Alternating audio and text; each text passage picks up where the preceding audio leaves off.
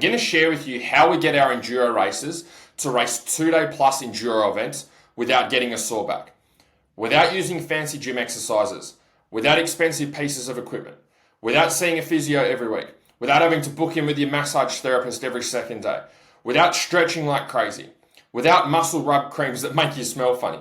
So you can focus on racing rather than getting in all sorts of weird positions and dropping a heap of speed just because your back is cooked. So first of all, we're going to have a look here at some footage from Think Desert Race here in Australia from JA Edits of David Walsh smashing through the desert. So this race, for those of you that aren't familiar with it, riders will get up to 170, 175 kilometers an hour. Very fast type desert racing or desert riding. Now, we're going to have a look at some of the positions that David gets into in a second. But first of all, we want to define what is a sore back when you're riding. So generally what happens with a sore back is your back will start off okay as you're riding, and then the longer you ride for, the tighter and more fatigued it gets. And generally it's through the lower back. And it tends to happen a lot with more so cross-country and desert racing, because you tend to be in similar positions or in the same positions for long periods of time. It can also happen with hard enduro as well. So if we have a look here for David, we got some great footage here from the helicopter, which is awesome. We'll wait until the camera gets a little bit closer. Maybe we can just enjoy the racing for now. But what you'll see here is David is in the same position for a very long period of time. He's in the attack position. His body's maybe central or maybe more over the back for some of the whooped out sections. And so his back's under a reasonable amount of load. For this particular race, it can be up to 3 or 4 hours, depending on how fast you are over the couple of days. So you're in that same position, going very fast, lots of focus. Your back is under, or your whole body is under a lot of load for a long period of time. Especially through these sections, like you can see here where it's a bit more whooped out. You're fighting the bike a little bit more, wrestling the bike around. Remembering the bike might be 100, 110 kilos. You've got your body weight on top of that at maybe 90 kilos. You're probably wrestling around about 200 kilos there, which is a fair bit of weight to wrestle around. So through some of the smoother spots, it gets a bit of rest. But even in this position here, you can see, as we get a bit closer, he zooms in there, it's just that same position, okay? Just smashing through the whoops, smashing through the different sections in that attack position. Your whole body is under a whole heap of load. So what happens with the lower back generally is the lower back will start to get under fatigue and get overused.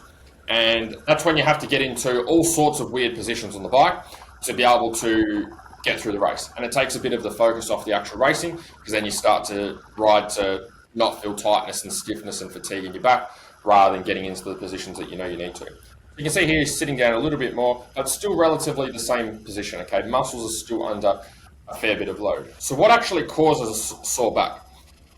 The problem is that the muscles in your back, your erector spinae, which is a group of your back muscles, are only relatively small and not very strong muscles. They're more stabilizer muscles for a lot of movements that our body does. They're not designed to be able to wrestle around 200 kilos for 2, 3, 4 hours at a time and do that for multiple days. So if we have a look here, I'll just pause this for a second, and I just want to show you your back. So this is the muscles in your lower back, your erector spinae, which all connect up to your lower back, go all the way up to your neck. So they're very long, relatively skinny muscles. They're not that strong. They're not big powerhouse muscles designed for big work. They're designed more for stability of our spine and of our body. So these muscles are not designed to be doing a lot of the work when we're riding on the bike. And the problem comes is that as those bigger muscles start to get fatigued on the bike, the big powerhouse muscles that we should have working, as they start to do less and less work, these stabilizer muscles and smaller muscle groups have to do more and more and more work that they're not really designed for. And that's why they get overworked quite easily. So if you have a look at some of the bigger muscle groups in our body, we've got here the quads. So the quad group of quads at the front here, which is a fair bit of muscle mass, okay, a fair bit of muscle there. And then we've also got the glutes, which is your arse, which is actually the biggest or the largest muscle group that we have in the body, or largest muscle that we have in the body, which is able to give us a heap of power and a heap of strength. And then we also have these big lats, which are the ones that come up under your arm here at the back, which are huge as well, big powerhouse muscles. So if you have a look at the size of that, you have a look at the size of these bad boys, the size of them, the size of them, and then you compare them to those, there's a big difference there between the amount of power and the amount of strength that we're able to get from the other muscle groups that aren't our back muscles. Our back is not designed to be able to wrestle around a whole heap of weight. So our goal is to get these stabilizer muscles and erector spinae, our back muscles, doing as little of the work as possible, and get those big powerhouse muscles that we just had a look at, our hamstrings, our glutes, our quads, our lats, doing most of the work. And so the problem comes is as we're riding through, so if we go back and have a look at our riding footage here, the big problem comes is that as riders are riding, these big muscle groups like the lower back, like the quads, the hamstrings, the glutes, the lats, that are doing a lot of the work at the start, fatigue and get tired. And as they start to fatigue and get tired, they're not doing as much of the work anymore. They're not pulling their weight, so to speak, when you're riding on the bike. And that means other muscle groups have to chip in a little bit more than what they used to. And that's where your lower back has to start doing more and more and more work that's really not designed to do. So our goal is to be able to get those big muscle groups working for as hard as we can, for as long as we can, so your lower back isn't doing a whole heap of work that it's not designed for. So, in saying that, let's get into our top 3 exercises for actually unloading your back and getting those big muscles working. So the first exercise that we have is the deadlift. So I'm going to show you a video here of the deadlift, and we're going to show you how it transfers over to the bike. So the deadlift is simply just using a barbell. You can put weights on the end and you're lifting it up into a standing position like this woman is here. And she's got great technique with her deadlift. So the colors here for this skeleton person dictate how much of those muscles are being used in the particular exercise. So red means most used. Okay, the pink or purple here is like the second in charge muscles. And then the yellow is the stabilizer muscles for that exercise. So look at these yellow ones up here. So as you can see here, when we're doing the deadlift, the muscle we're using the most is we're using our arse, we're using our quads.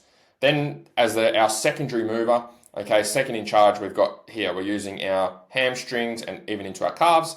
And then as our stabilizer muscles, the ones that we're using the least are these ones here. Okay, we've got our lats, we've got our spinal erector muscles there. So you'll notice in that position there, it's very similar to our attack position, right? We've got our bum out, okay, we're using our hamstrings, quads, our glutes. If we go back over here and we have a look at our riding footage again, okay, let's see if we get a little bit closer. It is a bit hard with the helicopter, I'd assume. There we go, cool. So you can see, get these trees out of the way. There, we're in that same position, okay? Arse is pushed back, we've got the hamstrings working, the quads working, the glutes working, everything working there exactly like we're working in the deadlift. So the better we can get with the deadlift, if I go back over here, the better we can get with the deadlift in our training during the week, the stronger we're going to get those muscles that we're actually using on the bike. And the stronger we can get our glutes, our quads, our hamstrings, our calves in that exercise, the less load we're going to be putting through our lower back when we are training. So if you're just riding, say, once a week, you're not doing any riding during the week, and you're not doing any training, and you hop on the bike, what's going to happen is these muscles here that we're using a lot on the bike are going to fatigue very quickly. And when they fatigue very quickly, these stabilizer muscles here that are in yellow have to work a lot harder. Notice how this muscle here is the arm pump muscle, right? That muscle also has to work a lot harder when these muscles here are not working. And that can also contribute to you getting arm pump. So if you're not doing any off the bike training, then when it comes to the weekend when you ride, these muscles fatigue quickly, these muscles overwork quickly, and then it ruins your ride, right? Because all of a sudden you're riding and you're like, all right, cool, I know I need to be in the attack position. I know I need to be in the same position David was in the video, but I can't get there because my back's so cooked that I've got to sit down a little bit more. I've got to try and sit more upright. I can't be over the bars. Or you're getting arm pump and you're like, you can't hang on. So you're trying to loosen your grip on the bike and trying to use other muscles to try and compensate. And when you get to that stage, it just ruins your ride, especially if you're racing and you're trying to race and perform at your best. You're not able to Because now, instead of your brain thinking about, oh, where's the fastest lines? How can I catch these guys in front? How many seconds do I need to make up? Where can I get better? Your brain's now thinking, oh, shit, my back's sore. Shit, my back's tight. How do I get out of this? Oh, maybe, and then you start picking lines based on what's going to make your back feel better, rather than picking lines based on what's going to allow you to be able to ride as fast as you can and get the best result. So it holds you back. Doesn't matter how much skill work you've done with the riding coach. It doesn't matter how much suspension you've blown on how much money you've blown on your suspension. That stuff's not going to matter. If your body's cooked, your body's cooked. It doesn't matter if you've got A-kit suspension and you've had the best riding coach in the world and you've got awesome technique. If your back's cooked because these muscles aren't able to hack the type of riding that you're doing for the duration that you want to do, it's not going to matter. So you have to get this sorted to be able to get the suspension working properly and put the skills to good use. When you can do that, so when you can incorporate, like say deadlifts, and get these big powerhouse muscles working, what will happen is you won't get fatigued as quick on the bike. And what that means is you can ride harder for a longer period of time. You can get these big powerhouse muscles working and second in charge muscles working for a lot longer. And if you get them working a lot longer, these muscles that are here in yellow, these stabilizers muscles, can just stay as stabilizers. They don't have to try and be the primary muscle and try and do all the work that these muscles should be doing. And when you can do that for your racing, it changes the way that you race. You go from being a racer that tries to survive the race, right, to getting halfway through an enduro and going, all right, I've got to try and get to the end, I've got to try and finish, and trying to manage how your body's feeling, to, shit, I can actually attack the track now. Like, I can attack all the way through. Like, I can keep pushing. And you get this weird bit of motivation that comes over you at the end of the race, because you know the other guys are dying. You know they've got the sore back, they've got the arm pump, they're breaking down. When you have that strength and fitness and stamina there and you've got the right muscles working, it gives you confidence at the end of the race to be able to push, to be able to keep up a high speed, not just trying to get to the checkered flag and then going, oh shit, I'm glad that's over. So that's the deadlift. That's the first one. The second exercise is the back squat. So I'm going to show you why. So let's have a look here again. Another beautiful demonstration of the back squat here from Strength and Motion. If we have a look here again at the primary exercises that we're using here in the squat, okay, we're using the glutes. So again, the red is our primary movers, the muscle that we're using the most for this exercise. We're using the glutes, we're using the quads a lot, okay, and then we've got a bit of hamstring and a bit of calf. And then we've got our stabilizer muscles there, which is like up through our core and then up through our back muscles as well, okay, our erector spinae. So that's how they're being used in the back squat. Now, if we go back to our riding footage again, let's have a look at David. Pop this up, make it a little bit bigger. You'll see that he's using his legs a lot. So as he's going through these more whooped out sections here, see his legs and his knees, they're constantly bending and moving. And they're moving, especially there, you can see him like really pushing that back wheel into the floor to be able to get traction and not be sent over the bars. The suspension does a lot of work, but the body's doing a shit ton of work as well to be able to make it look as effortless as it is. So again, if we have a look here, like through these rougher sections, legs are really working with over the back of the bike and giving him the most traction possible, but also making sure that he stays on the bike. If he's got all his weight over the front and his legs are doing nothing, then he's going to end up in a tree or on the floor. So if we hop back now, I'll just put this one on pause. If we hop back to our back squat video, we want to work those muscles that David was working when he was racing with our training during the week. So that's where our squats come in, okay? If you're not doing like some form of squat, or even with the deadlift, some form of deadlift, preferably a little bit of both, and you're not riding 4 times a week, okay, and building strength that way, then you're not going to be able to get these main muscles doing most of the work on race day, okay? There's no amount of cycling or push-ups or like rowing or swimming or running that you can do that's going to get these primary muscles as strong as they need to be to wrestle the bike around. The stronger you can get these muscles, the lighter the bike's going to feel, the easier it's going to be for you to get into those positions on the bike. The easier it is for you to get into those positions on the bike, and the easier it is for you to wrestle the bike around, the less energy you're going to use. The less energy you use on the bike, the easier it's going to be for you to be able to ride hard, okay? And ride hard for a long period of time. I'm talking ride hard where you stay in attack mode from the start of the race to the end of the race, not just do well for the first half hour or so and then go into survival mode. When you don't do, say, squats, and you're not building leg strength and building these big muscles, again, you're not able to get up on the pegs like David is. You go through those sections where David's riding and you're sitting down. You're trying to rest. You're looking for smooth lines. You're backing it off when you should be holding the power on. And then you also open up yourself for more chance of having a crash because you're not riding how you should be riding. You're riding to try and save energy all the time, which creates a whole nother problem. And so again, that's where you're shifting into survival mode. It's like riders get to the end of the race and they just survive, just trying to make it to the end. And that's not the mindset you want to be in. That's not where you want your body. You want your body in a state where you can attack, and push. That doesn't mean that riding's not hard. It doesn't mean it becomes easy. It just means you can keep pushing. Your fitness and strength and endurance might drop off like that by the end of the race. Whereas what happens for a lot of the riders is they start off at the first hour like that and then bang, they drop off. They're a completely different rider by the end of the race. If you looked at riding footage of how they look at the end of the race and how they look at the start, they look completely different. If you have a look at David, it looks the same all the way through the race for the full 2 hours, or those guys 2 hours, but for the other guys that are riding, it's probably between the 3 and 4 hour mark, depending on how fast the think track is. And again, when you can do that, it just changes how you feel on race day. Like you have a different level of confidence. You can start the race with the mindset of, cool, I can't wait to get out there and push hard from the start, rather than going, oh, how much do I need to back it off right now to make sure I can actually make it to the end? So it's instead of a mindset of survival from the start and just getting to the end, it's now, cool, how well am I actually going to do in this race? It'll completely change how you race, but more so, you're going to get a lot more enjoyment from your racing because you're going to be able to actually ride how you want to ride, not just ride to try and finish and be dropping the bike a million times along the way, or having to back it off a whole heap just to be able to get through so you don't come off and have a big one.